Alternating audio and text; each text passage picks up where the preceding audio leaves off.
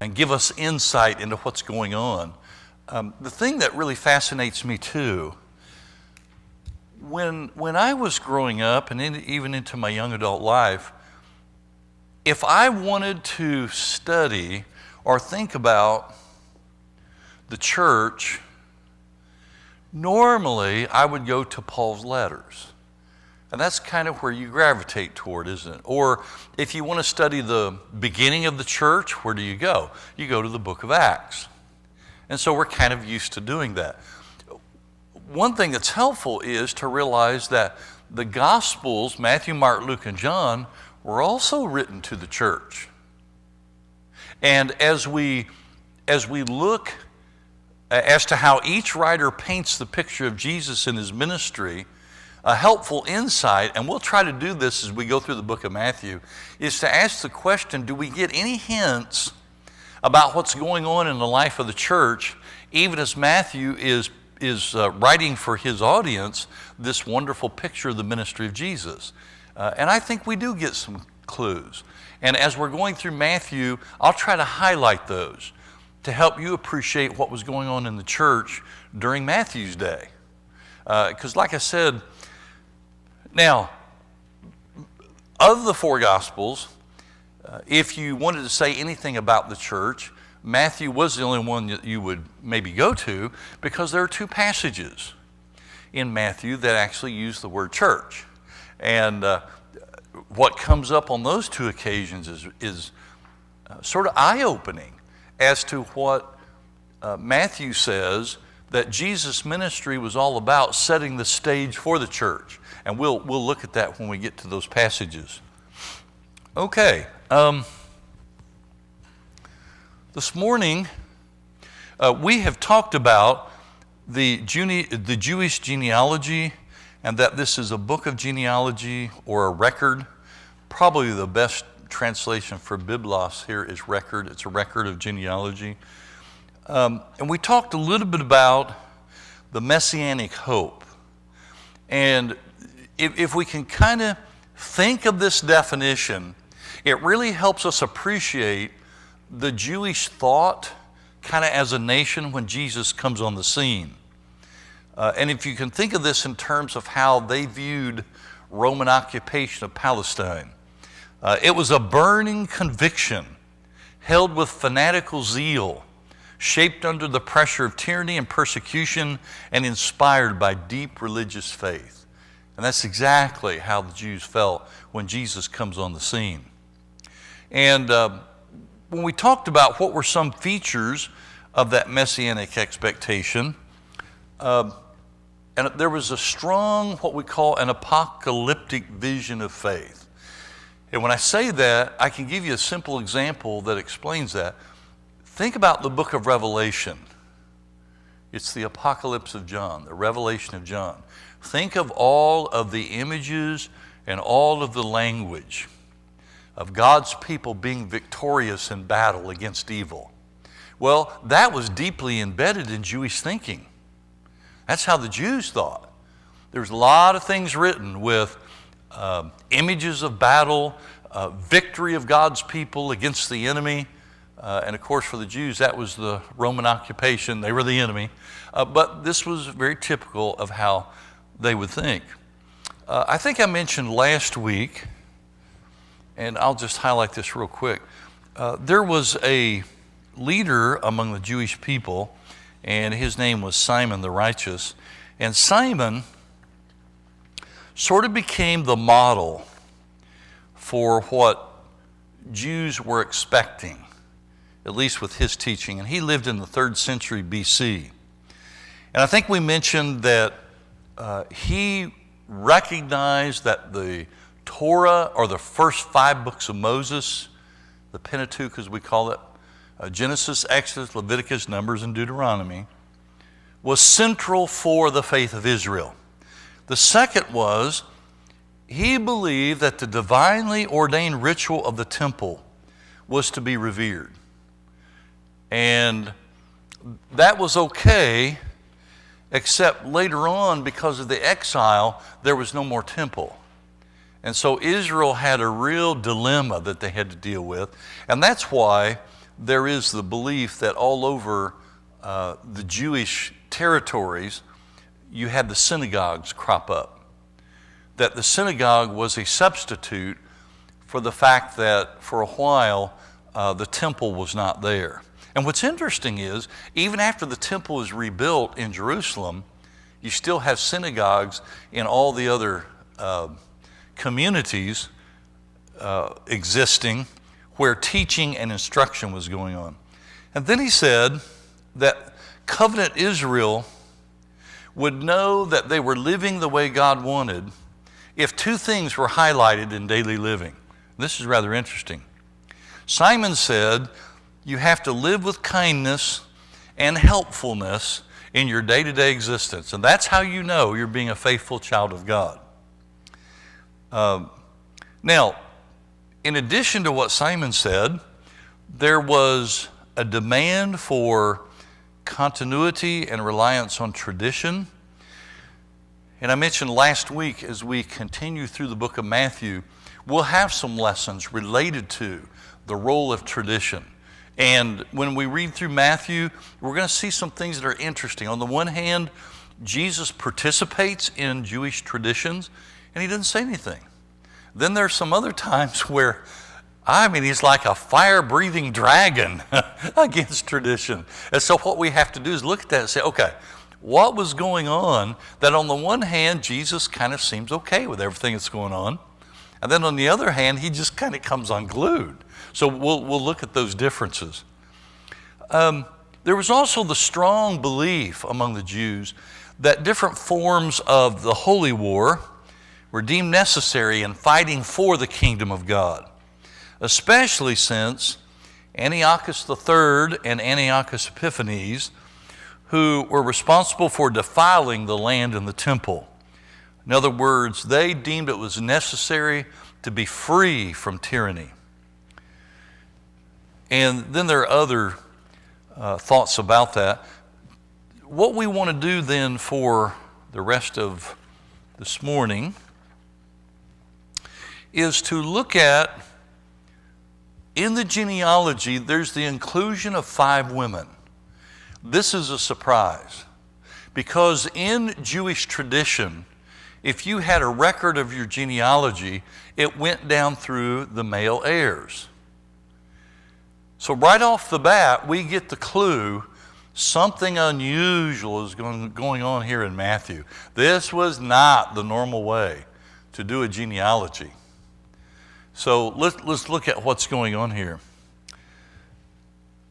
And when we get through looking at these individuals, I want to talk about some insights that I believe highlight Matthew as a gospel of grace. Now, we may not think of Matthew as being a gospel of grace. If I talk about grace, I think quickly about Paul and a lot of his letters. You may not quite as quickly think of Matthew, but what Matthew is doing is, I believe, he's laying the groundwork for the gospel to be viewed as a gospel of grace. And then when we look at those 5 things, I want to look at 4 insights that this genealogy gives us into who Jesus is. And once we can get our minds and our hands around that, it's going to make us appreciate this genealogy much more than just looking at it. And I know we've all had this experience. Okay, this year I'm going to read the New Testament every day. Well, you open up January the 1st, you get ready to get started, and you're like, oh man, starts off with a genealogy. This is going to be rough already, I can tell. Well, hopefully, as we're studying through this, it will give you a much greater appreciation for the function of that genealogy as it starts off in the Gospel of Matthew. Okay, the first one,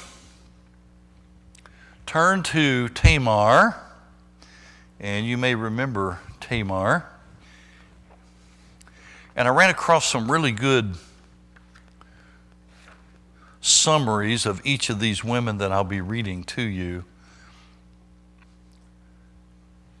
Let's see. Yeah, let's turn to Genesis 38. I'll get there real quick. It was interesting. As we were over in the Providence house on a Sunday morning studying through Genesis when we came to Tamar, that was a fascinating study in itself. But in Genesis 38, it's basically verses 8 through 30, and that's a long text.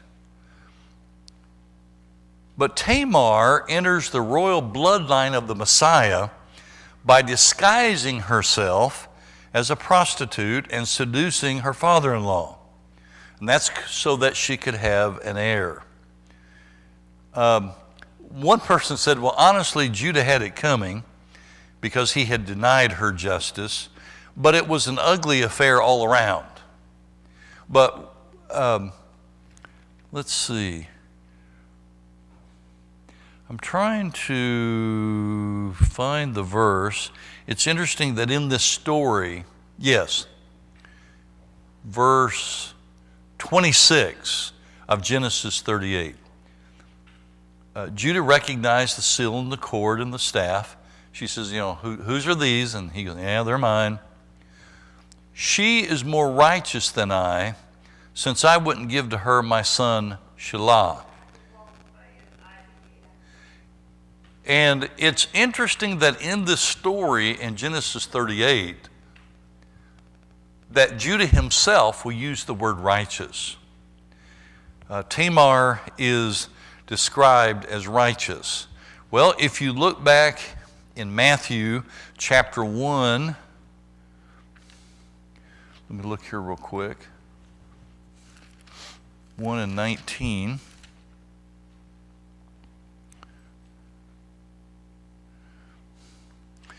This is a reference to Joseph, because Joseph, her husband, talking about Mary, was a righteous man and did not want to expose her to public disgrace. He had in mind to divorce her quietly. Notice that the description of Joseph, the word righteous is used. So what happens then is, in including Tamar in this genealogy, we see righteousness being exhibited in two ways. Right action as part of a bigger plan that you don't know anything about. Tamar had no clue during her lifetime that she's ever going to be included in a genealogy, hundreds and hundreds of years later that Matthew wrote down. Joseph, because of his character, righteousness takes on an ethical dimension. Right action, but also right behavior. And then it raises this question for the book of Matthew. What does it mean to be righteous? Jesus' definition of righteousness was quite a bit different than the Pharisees and the Sadducees' view of righteousness. And that's a key element in the book of Matthew. And as we work through Matthew, we'll have an entire lesson on that distinction. And then it will force us to ask the question, what does it mean to be God's people of righteousness today? Is it possible for us to have a wrong view of it like the Pharisees and Sadducees did? And if we're trying to be righteous like Jesus wants us to be, what is that going to mean? What's that going to entail? What does that look like as we try to please God? Okay? So now all of that comes just out of Tamar being listed in the genealogy. The second one that's listed is Rahab. And we know Rahab's story out of the Old Testament.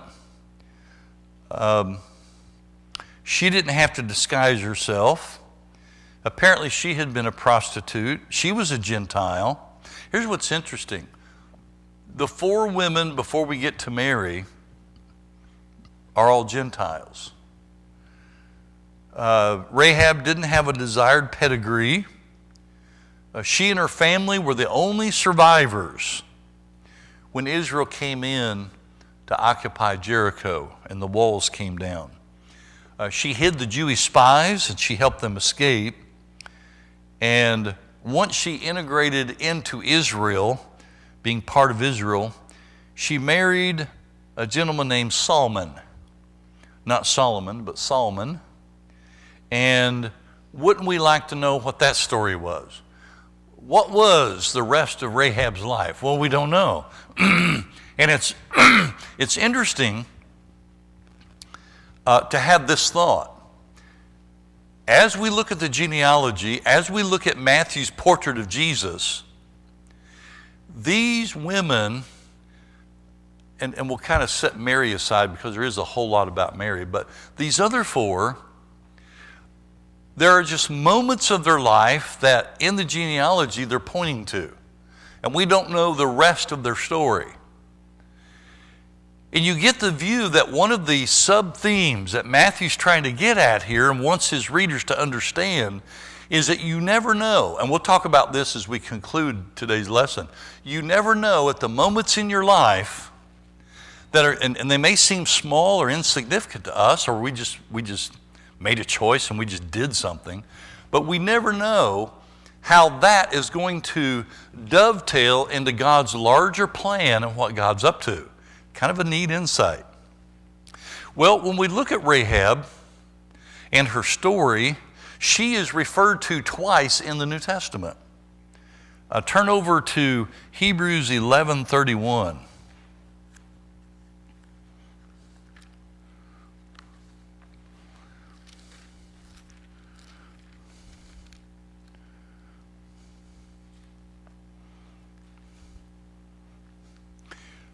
This is part of the long roll call in Hebrews where there are individuals where it says by faith.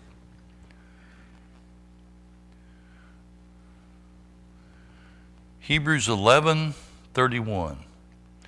And this, of course, is after the walls of Jericho fell. By faith, the prostitute Rahab, because she welcomed the spies, was not killed with those who were disobedient. And again, like I said, that may have seemed just maybe a simple little act. She welcomed the spies, but that was so crucial to God's plan.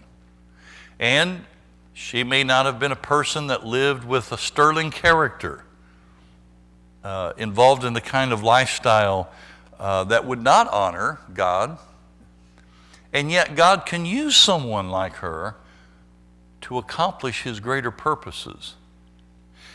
Though I don't think I was going to say this with our final remarks on Matthew being the gospel of grace, but this certainly is a fantastic case example. Here's someone with less than perfect character, and yet God is able to use her for his divine purposes. And I've often wondered when Matthew first wrote this and his audience either read it or heard it, if this was kind of shocking to them. In the sense that how in the world could you take someone like her and include her in, this genealogy and this lineage of Jesus? Well, I think Matthew did it on purpose. That it was God's purpose through his Spirit to record this so that we begin to see God's going to include people in the kingdom that you wouldn't think. Boy, that causes us to pause and think, doesn't it? What if we had a view of the church that only perfect people could be a part of it? Well, I'll be the first to say, okay, I need to go home. Don't include me. But it's a demonstration of the power of grace. Now, there's another reference in James chapter 2 and verse 25 about her.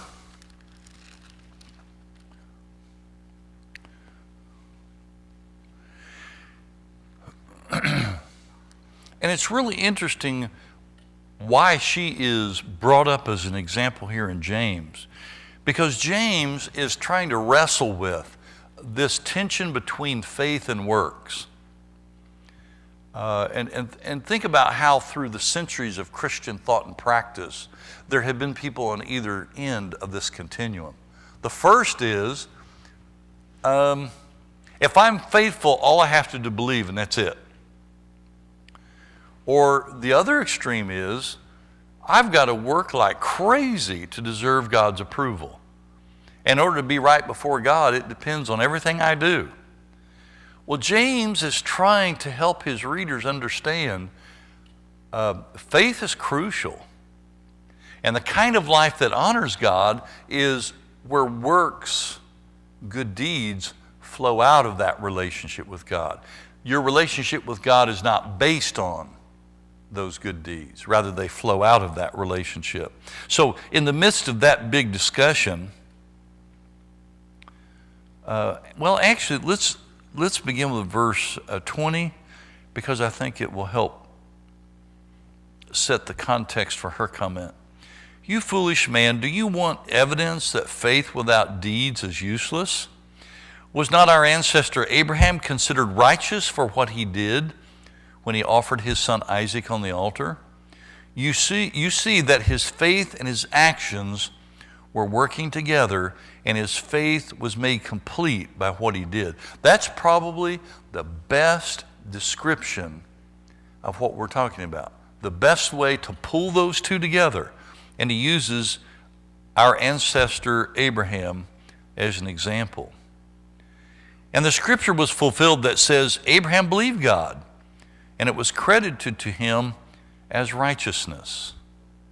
Now see that, okay, so what are you saying?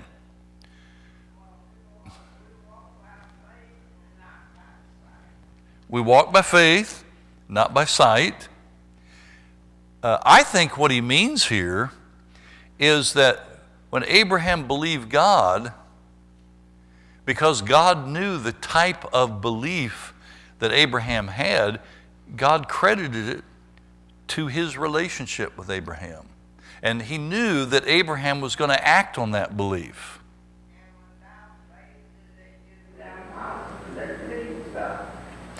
Yeah, and here's what's interesting. Can you imagine what Abraham would look like if we ended up calling him a person of no faith? But see, at every step, in regard to the offering of Isaac, everything he did was by faith, wasn't it? Okay, he then says, you see that a person is justified by what he does and not by faith alone. In the same way, so here's where it comes, Rahab. In the same way, was not even Rahab the prostitute considered righteous? Now look, James is also going to use the word righteous. Remember, Judah used the word when he talked to her. Matthew is going to use the word righteous after the genealogy, referring to Joseph. James uses the word righteous to refer to her. She was considered righteous for what she did when she gave lodging to the spies and sent them off in a different direction. And then notice kind of the principle that James is going to use. As the body without the spirit is dead, so faith without deeds is dead.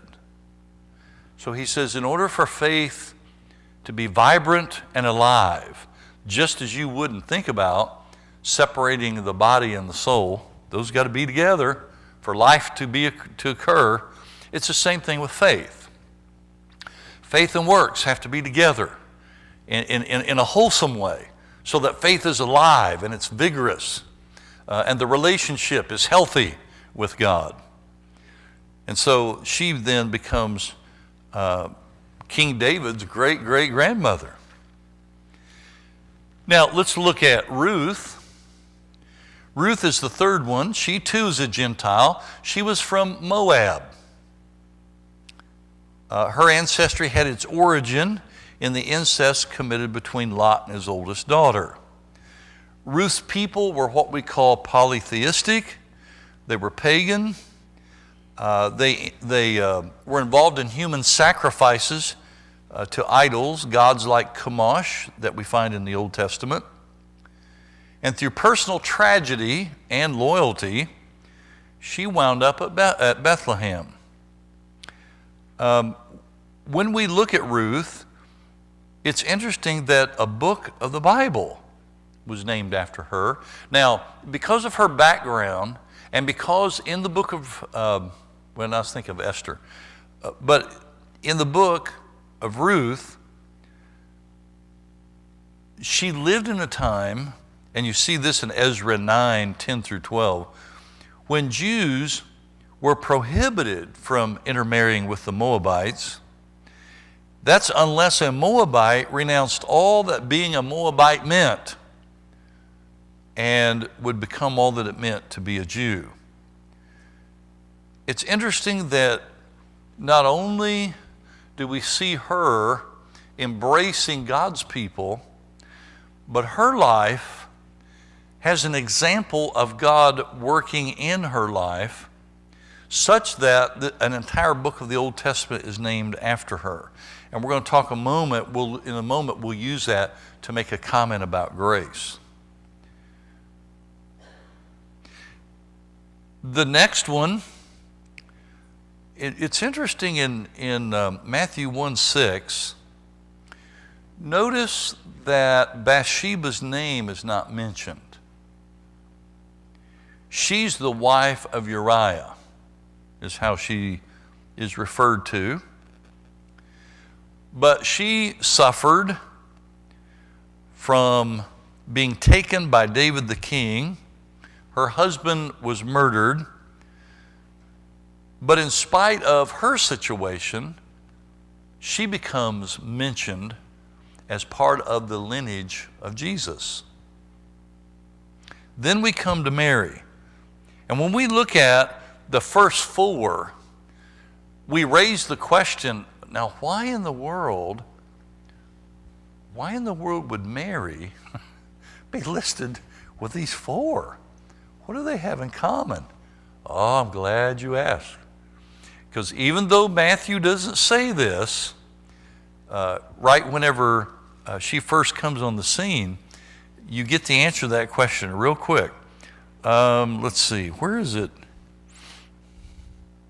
Yeah, look at verse 19, and we'll get into this next week. Matthew 1:19, because Joseph, her husband, was a righteous man and did not want to expose her to public disgrace, he had in mind to divorce her quietly. See, if in some ways Mary was having to face the idea of public disgrace, being with child before she was married. And so at some level you have all five of these women that are mentioned in the genealogy of Jesus being objects of disgrace. Whether it is because of sexual impropriety, or it may be that you're from the wrong side of the tracks and you're a Gentile, but there are different reasons, but all of them at one point or another would have been viewed with disgrace.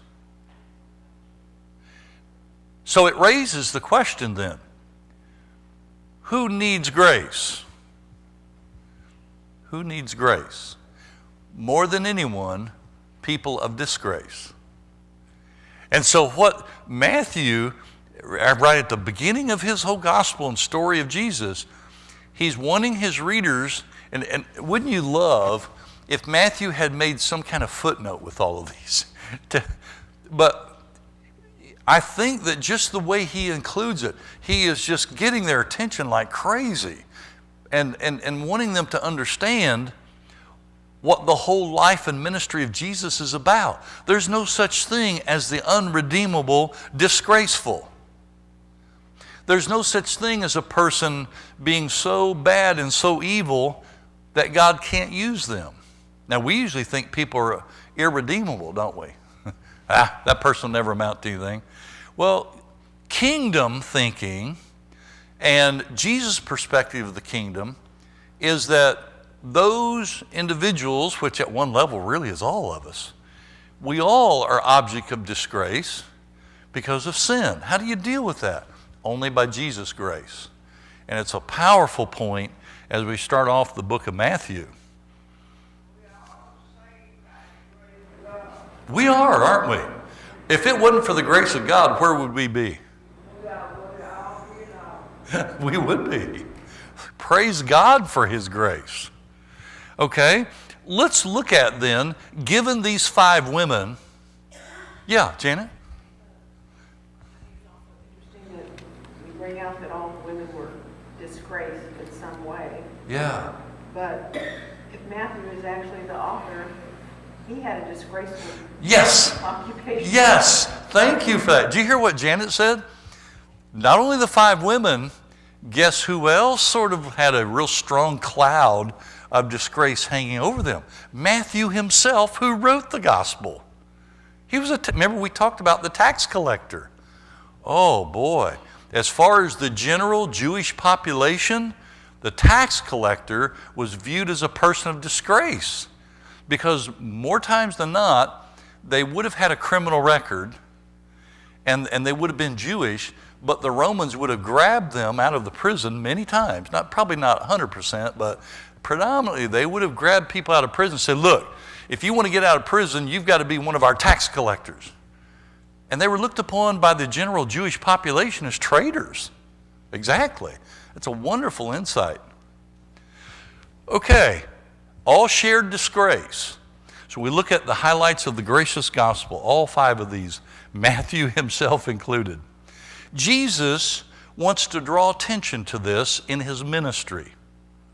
He gets in trouble in his ministry when he tries to help his people understand that God's grace is for all. And we're going to look at that as we go through Matthew. So that through the women, think about this is cool, that through these 5 women, grace is the thread woven through the genealogy that holds it together. Oh. And this is what God would say later to Peter.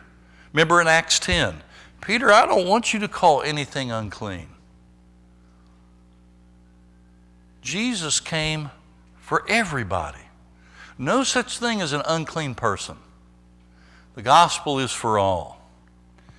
And then it's amazingly good news, because what God can do with sinners like us, what God can do with any sinner, is amazing. And this is the joy of the gospel. Now, I want to end then with 4 quick comments of what this genealogy says about Jesus, because I think this is really important. First, we see woven all through this genealogy, coming down to Jesus, that he is the fulfillment of Israel's hopes and promises. God has been faithful to his promises going all the way back to Abraham. God hasn't wavered one bit. Number 2, and we're going to see this in Matthew, Jesus' life and ministry is inclusive. He's going to relate to women and to children and to beggars and to the lame and to the lepers in such a way that many of his audience would not have wanted to do. But Jesus' life and ministry is inclusive. Number 3, Jesus is the royal Messiah, the Son of David. And that's going to be crucial to understanding who Jesus is as his ministry unfolds in the Gospel of Matthew. And then number 4, and we kind of mentioned this a little bit, but God is the hidden actor in all of this. He takes ordinary lives to complete his plan and purposes. Who would have thought that Tamar would be part of that? Who would have thought that Rahab would be part of that? Who would have thought that Ruth would have been part of that? You see, each one of these. Now, it's easy for us to say, well, who would have thought that Mary? Well, Mary gets all this, she gets a lot of press. It's interesting, too, in Luke's account of the angel and Mary interacting with God. Remember, she says, I am your maidservant. Be unto me as you wish or desire. So Mary becomes, and we're going to see this even with Joseph too, they become for us examples of servants who say to God, we don't understand everything you're up to, but please use us in a way that honors and glorifies you. Even me with my life that just seems to be so normal. I think all of us wish we had more about Joseph's story, don't we? I mean, he's a very important part of the story here at the beginning of Jesus' life, but then after Jesus goes to the temple, what is it? He's age 12. It's kind of like Joseph falls off the screen, and we're like, oh boy, wish we knew more of Joseph's story as a father. But, you know, in his role, it maybe not have been that glamorous, but boy, it was important, wasn't it? So as time has come to a close so quickly, we will begin next week with Matthew chapter 1, verse 18, and we'll start looking at the birth narrative of Jesus.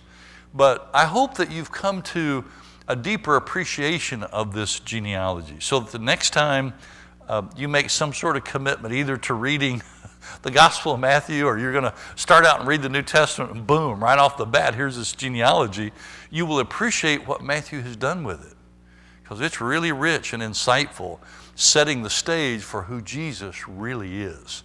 Well, thank you all for being here this morning. I appreciate it.